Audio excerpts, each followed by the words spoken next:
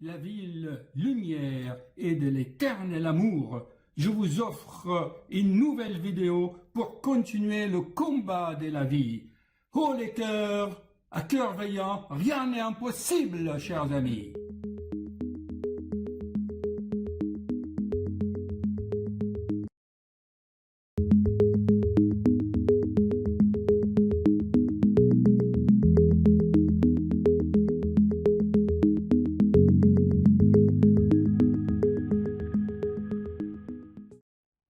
Chers amis, bonsoir. On est tranquille, c'est l'été, entre nous. On va essayer de discuter. Là, je vais vous présenter une vidéo qui a été faite en temps réel à mon cabinet. Vous allez voir avec quelle sollicitude, avec quelle gentillesse j'essayais de mener le patient à une prise de conscience selon une méthode que j'avais trouvée, il en a beaucoup, hein. Mais en fait, par le coaching, j'ai essayé petit à petit de réveiller sa conscience pour le motiver. Hélas, ce patient était en quelque sorte intoxiqué par une idée fixe et, comme vous le savez, chers amis, les addictions en général par voie orale, c'est-à-dire la cigarette, l'alcool et tous les plaisirs, cette phase orale dont Freud, Sigmund de Freud, a parlé, ont en commun, à mon avis, ou cooking. C'est un désir inconscient d'être dans un cocon, de se protéger. Manque de courage pour affronter la vie. C'est sûr que nous avons créé une planète actuellement hostile à la vraie vie en paix. Donc, ces personnes, il faut les aider à être sevrées de ce lien maternel. Et vous allez voir au cours de la consultation comment ce patient n'en voulait pas vraiment un de coudre avec le lien maternel. Il inventait tous les subterfuges. Il avait oublié l'essentiel. Alors, j'ai essayé petit à petit. On avait le temps. Mais bon, j'ai reçu des mails plus tard très encourageants. Chers amis, pourquoi je vous parle de ça? J'avais déjà fait des vidéos à propos de la prise de conscience. La prise de conscience, si vous vous observez bien quand vous faites cela, vous allez voir qu'au fond de vous-même, il y a une sorte d'onde d'énergie, une sorte de lumière qui jaillit dans votre cerveau quand vous faites une prise de conscience lors d'une expérience vécue. J'étais l'autre jour dans un jardin, j'ai observé un enfant qui jouait. Eh bien, j'ai remarqué que quand il réussissait à emboîter ses Legos, il faisait ça. Il avait même pas un an. Même pas. Exactement, selon sa mère, 15 mois. Et donc, c'est un enfant, il manipulait le jeu, puis à un moment donné, ça fait clac, et lui, il fait. Voyez?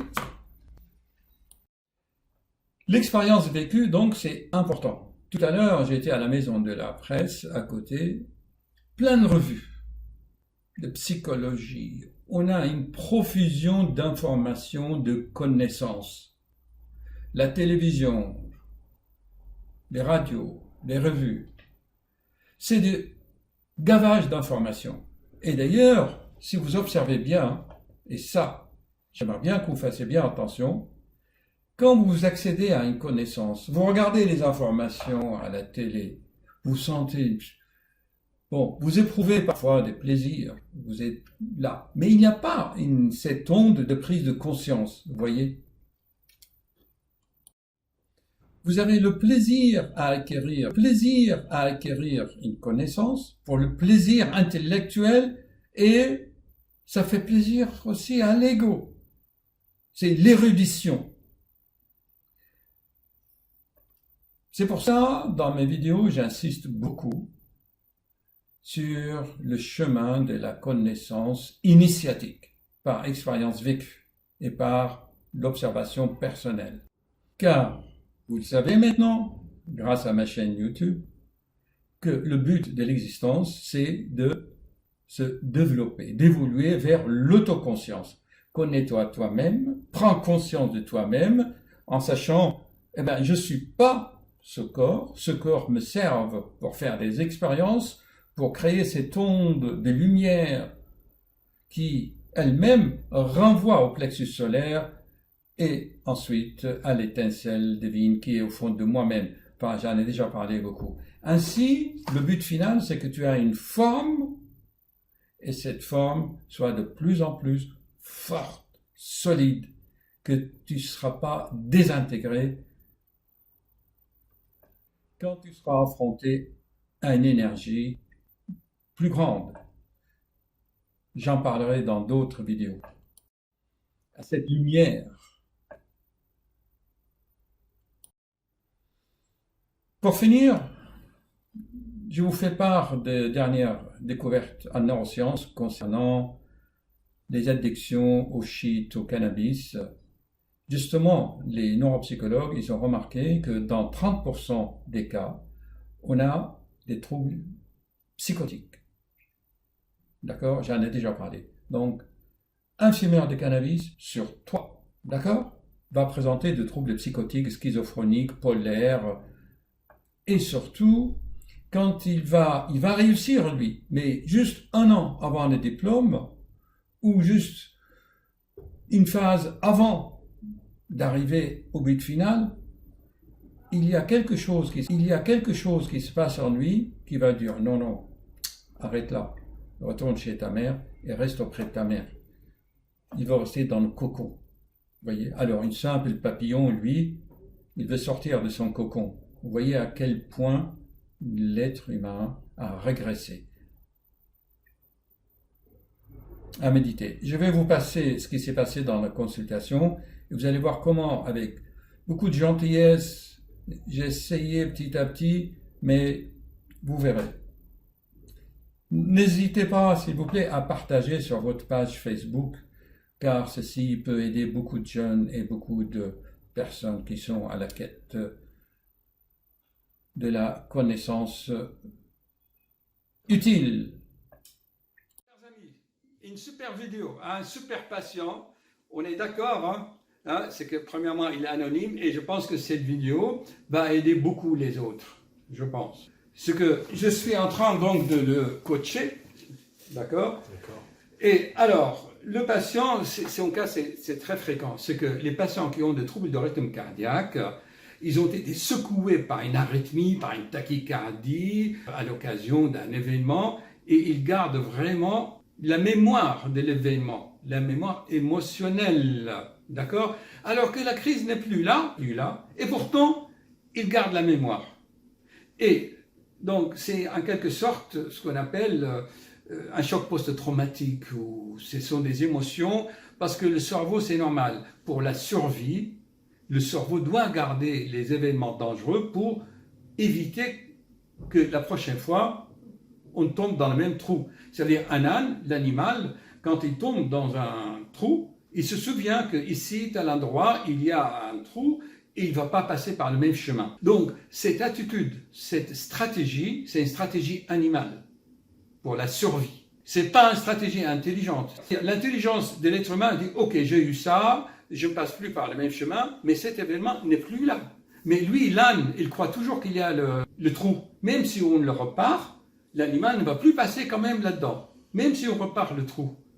Parce que lui, pour lui, c'est comme ça. Alors, la différence que l'être humain, il va pouvoir raisonner. Il dit, ok, je suis tombé ici une fois, mais maintenant, ils ont réparé le trou. Ils l'ont effacé. Ça a été corrigé. La route est bien. D'accord? Mais l'être humain reste fixé au moment T de l'accident. Il ne peut pas penser un peu plus avant ou une phase après. Vous voyez, c'est-à-dire que l'être humain, pour dépasser le stade animal, il doit aller dire, ok, l'année dernière, je suis tombé ici, d'accord? J'ai eu une crise, d'accord? Ma mémoire a gardé ça, c'est normal, c'est pour la survie. Ça, c'est l'instinct animal. Ça, c'était l'année dernière. Mais cette année, okay, les conditions ne sont plus les mêmes. On a réparé le trou, on a réparé la panne, et je n'ai plus les mêmes conditions. D'accord? Et l'être humain, ok, ce n'est plus les mêmes conditions, donc il n'y a pas de raison que je perds, que j'ai peur, ou que je change de chemin. Je peux aller sur le même chemin parce que ça a été réparé. Et c'est ça. C'est-à-dire que la personne qui n'arrive pas à dépasser ce raisonnement-là, eh bien, il vit dans le stade, au niveau de son cerveau, c'est le cerveau reptilien. C'est au niveau des noyaux, il y a un noyau qu'on appelle l'amygdale. Vous cherchez sur Internet l'amygdale. Et l'amygdale, il garde ça en mémoire pour la survie. Et ce circuit-là va bloquer le raisonnement. Dit, écoute, on a réparé le trou. Donc tu peux retourner et marcher sur le même chemin. Mais non, il est bloqué. Comme l'âne. Je m'excuse, hein. L'âne, il fait la même chose. Vous avez raison. Oui, parce que le mule, pourquoi je dis l'âne ou le mule? Parce que le mule, il monte dans les montagnes avec des sacs de pierres sur le dos et tout. Et une mule, croyez-moi, même une chèvre qui escalade la montagne, c'est des vaillants. C'est qu'ils voient, ils sont intelligents. Ils ne retournent jamais au même endroit. Même si on repart, même si on leur met une barrière, ils ne veulent plus. Et même un éléphant, tu le tapes, il te regarde, il te voit, même si tu es gentil après, il sait que c'est toi qui l'as frappé, et l'éléphant, tu sais, il a de la mémoire. Ça, tu connais l'histoire là-dessus. Un éléphant, tu le tapes, tu lui fais du mal, et ça y est. Même, je me répète encore, 3 ans après que tu es devenu gentil et tout, mais lui, il ne change pas. Et ça, c'est animal. C'est le cerveau émotionnel, c'est les noyaux. Alors que nous, on a ici le cortex, qui est la conscience, on a le raisonnement, on prend conscience des choses. D'accord. On disait ça. Tout à fait. Bien. Alors maintenant, je fais un contrat avec le patient. Je dis, je vais tout faire parce que lui-même, en lui posant la question des coaching, puisque vous avez fait l'expérience traumatisante de tout cela, si un ami vient vous voir, dit, écoute, toi qui as fait l'expérience de tout ça, qu'est-ce que tu me donnes comme conseil? Eh bien, le patient a très bien répondu, il dit, je te donne comme conseil, c'est que tu vois les causes qui ont déclenché cela, d'accord, les causes qui ont déclenché cela, et tu évites les causes. Pour pas tomber dans le trou, oui. Voilà, dans l'état actuel, c'était l'alcoolisation. Tu évites de boire de l'alcool, tu n'auras pas d'arythmie. Parce que moi, j'ai vécu cela, je sais que si tu bois de l'alcool, tu auras de l'arythmie. Et moi, si tu veux mon conseil, puisque tu viens me demander un conseil, je te dis, ne bois pas ça, et ne vomis pas, parce que tu vas vomir, et lors de ça, tu auras aussi des problèmes. D'accord. Alors, maintenant, on fait un contrat avec le patient. Je dis, OK, si A donne toujours B, si l'alcool donne toujours de l'arythmie, A donne B. OK, on enlève A. Donc B ne doit pas exister, il doit disparaître. Mais le patient dit, ah, mais sur Internet, j'ai vu que l'arythmie peut donner des emboles dans le cerveau, des paralysies, des AVC surtout, des AVC, donc détruisant le cerveau. Malheureusement aussi, il peut donner des emboles qui vont laisser dans les jambes et on est obligé de couper une jambe, pas seulement le cerveau. Mais le fait que l'embole va dans le cerveau, c'est que l'être humain est concentré sur son cerveau, en fait, sur ses émotions. Mais moi, ce que je voulais surtout dire, docteur, c'est que les gens, quand on parle de maladies liées à l'alcool, ils ont le réflexe de penser tout de suite au foie ou à... Oui, ils ne pensent pas aux arythmies. Mais ils ne pensent pas au cœur. Et l'alcool est extrêmement dangereux. Oui, si tu prends de l'alcool, tu mets sur ta bouche, il brûle. Hein. Bien sûr. Et ben, le cœur, c'est la même chose. Oui. D'ailleurs, quand on veut amputer une petite partie du muscle cardiaque, on alcoolise. On appelle ça alcooliser certaines hypertrophies dans certains segments du cœur. C'était des techniques anciennes. Vous faites le cœur. Alors maintenant, voyez-vous, chers amis, c'est que malgré le raisonnement A dont B, A donne toujours B, même cause, même effet, d'accord? Eh bien, malgré cela, la force émotionnelle de l'Internet a un impact extraordinaire. Malgré ça, le patient continue à avoir cette peur de récidive. Alors, maintenant... J'avais fait une crise, excusez-moi docteur, j'avais fait une crise de tachycardie aussi la semaine dernière, et qui n'était pas liée à l'alcoolisation. Voilà, donc donc c'est ce qui m'a angoissé aussi. Ce qui m'a angoissé, bien sûr. Et là, ça m'a rappelé les émotions... assez traumatisant, en tout cas pour moi. Traumatisant émotionnellement, voilà. Psychiquement. Alors maintenant, d'où l'intérêt de faire des examens, on a dit que c'est le vomissement aussi. Tout à fait. Donc il va orienter vers le reflux œsophagien. Je le répète souvent dans mes vidéos, le reflux c'est une stimulation vagale et le patient fait des arythmies de type vagal, des fibrillations auriculaires vagales. Donc l'importance digestive, des facteurs digestifs, ce sont vraiment des déclencheurs. Ok. Alors pour cela, on fait un marché, d'accord? On va demander les examens pour cette histoire, puisque c'est sans alcool, vous les avez quand même. Y a-t-il un reflux insidieux que vous ne percevez pas, et pourtant il est là, il déclenche. Donc on va demander la pH-métrie et la nanométrie. On va mesurer les pressions et l'acidité pendant 24 heures, monitorage par un petit ordinateur avec un fil qui va ici. Ça se fait dans les grands centres hospitaliers. D'accord? Très bien. Et ensuite, nous allons demander l'IRM cardiaque. Vous êtes là pour ça. Et pourquoi l'IRM cardiaque? Parce qu'à l'échelle moléculaire, l'alcool peut fibroser un peu le muscle cardiaque, ce qui pourrait expliquer éventuellement des récidives. Cependant, ça c'est un marché entre nous. Alors moi, je dis aux patients, si je vous demande tout ça, qu'est-ce que j'aurai en retour? Quel sera notre contrat? Alors le patient me dit, voilà, je vais arranger ma vie, je vais vivre bien, je vais bien manger, et sport. Or, l'art de vivre, c'est un tout.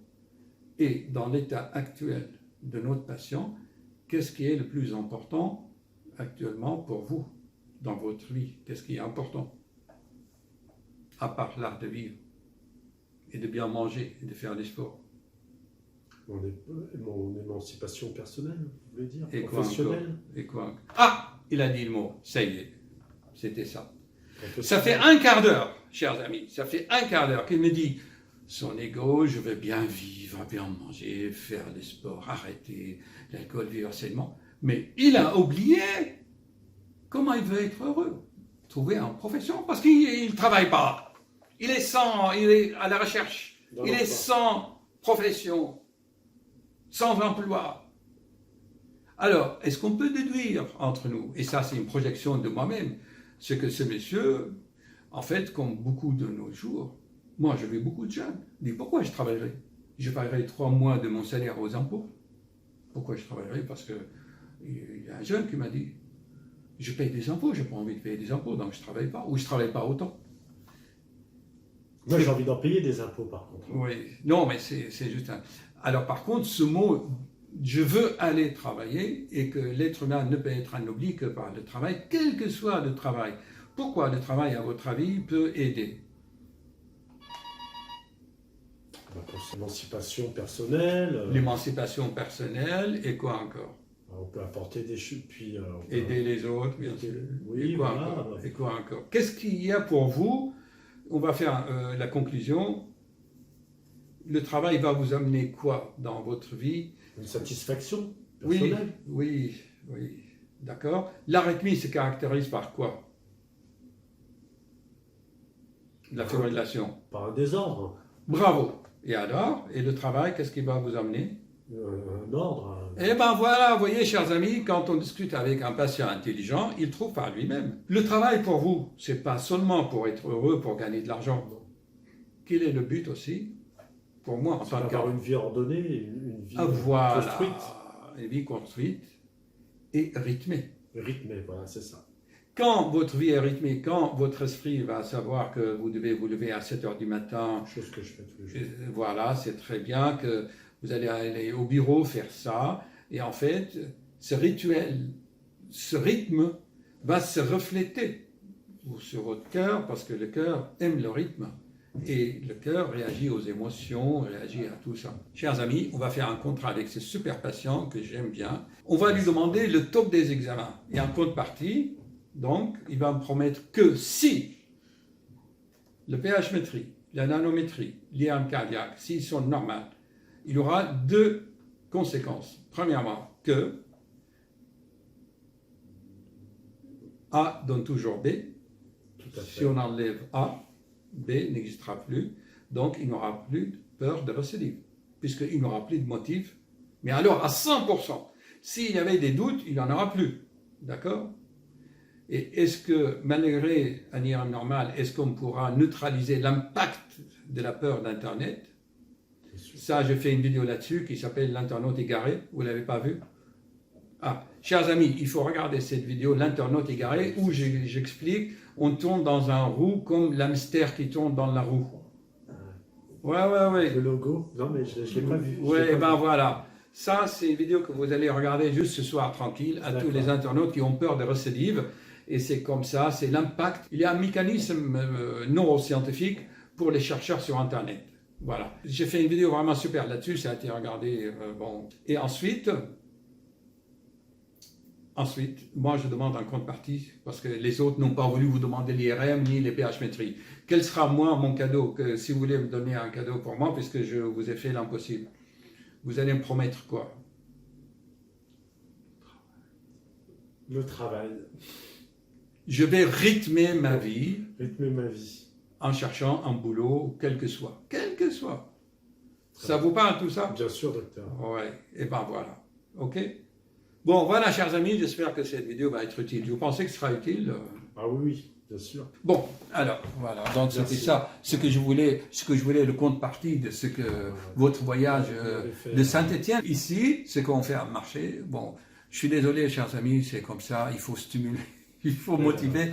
Moi, je vous demande des super examens, mais pour vraiment éliminer formellement à 100%, sans aucune arrière-pensée, que cette récidive. Bon, mais vous avez besoin d'avoir peur de récidive, parce que ça vous maintient pour avancer, pour aller chercher plus loin. Si je tape dans votre critère qui est la peur de récidive, ben, ça ne marchera pas, parce que je suis en train de taper dans le critère qui est la peur de récidive. Et vous m'avez vite cerné et bien cerné. Hein. Ouais. Donc, il faut que je demande à un ami pour voir votre profil dans les énéagrammes. Essayez quand même de voir un coach, un psychologue. J'en vois. Oui, vous en avez un. Qu'est-ce qu'il pense? Il vous coach comme ça? Non, pas comme vous, non. Ouais. C'est pas la psychanalyse. La psychanalyse, c'est oui, d'accord, on comprend les causes, mais on n'a pas d'objectif. Là, on a des objectifs. C'est éliminer la peur de récidive et trouver quelque chose qui rythme. Et la meilleure chose qui rythme, c'est un emploi, quel que soit, même bénévolat, même. Le fait de savoir. Il s'occupe beaucoup de ma maman, hein, docteur. Il s'occupe de sa maman, oui, mais laissez-la pour la professionnelle, les mamans, parce que nous, on n'est pas bien placés pour sa maman. Ça veut dire, en fait, voilà, si on conclut, le mot « je vais chercher du travail » n'est pas venu à l'esprit chez vous, parce que vous avez déjà un boulot qui est votre mère. Tout à fait. Et vous ne voulez pas aller chercher d'autres boulots. Voilà. Elle ne m'empêche pas de trouver... Non, mais vous ne l'avez pas. Ça veut dire j'ai beaucoup insisté. Ce qui même m'a motivé de faire cette vidéo, c'est que je dis, qu'est-ce que vous allez faire? Je dis, oui, je vais changer ma vie, je vais vivre mieux, et tout. Mais vous n'avez jamais prononcé que je vais aller chercher un boulot. Non. Parce que au fond de vous-même, vous avez déjà un qui est votre mère. Tout à fait. Alors maintenant, il faut choisir. Ou vous pouvez faire les deux, moitié votre mère et moitié pour vous. Vous pouvez faire un boulot à mi-temps, éventuellement. Moi, en coaching, il ne faut pas donner sa propre solution. Mais voyez-vous, c'est quand même flagrant. C'est que dans son discours, le mot « je vais aller chercher un travail » n'est pas venu parce que dans son subconscient, il a déjà le boulot de s'occuper de sa mère. Donc l'idée de chercher un boulot ne vient pas à l'esprit. Même il a quitté son propre boulot, même il a refusé des contrats parce que sa mère, elle est là. Et c'est écrit dans les livres saints. Laissez, je m'excuse, hein, laissez les morts enterrer leurs morts. Enfin, oui, enfin, symboliquement. Symboliquement. Ça veut dire qu'il faut quand même donner la moitié pour les professionnels et la moitié pour vous voyez ce que vous pouvez faire dans ce domaine. Ça, c'est grave, ça, parce que ce n'est pas venu de fond de vous-même.